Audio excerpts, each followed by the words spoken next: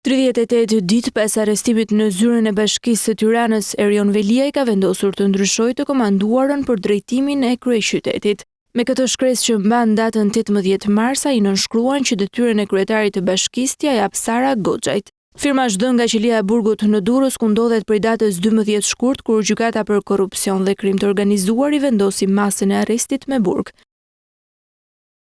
Po në të njëjtën shkresë, Veliaj shfuqizon urdhërin e datës 14 shkurt ku detyrën ja komandoi Anuela Ristanit. Madje ajo u prezantua në detyrë në atë kohë edhe nga vetë kryeministri Edi Rama, që kërkoi vazhdimin e punës në bashki pavarësisht arrestimit të Veliajt. Megjithatë, ajo që bie në sy janë dy ndryshime në lidhje në komunikimin me median. Në komandimin e Ristanit nuk u bëhet ditur firma e Veliajt, ndërsa shkarkimi dhe zëvendësimi i saj u zbulua për gazetarët edhe pse jo në mënyrë zyrtare. Megjithatë, ende nuk dihet se çfarë solli këtë ndryshim të Veliajt apo dhe nëse kemi të bëjmë me përplasje të grupimeve në institucionin e bashkisë, por Goxhaj konsiderohet si kraj i afërt i Veliajt.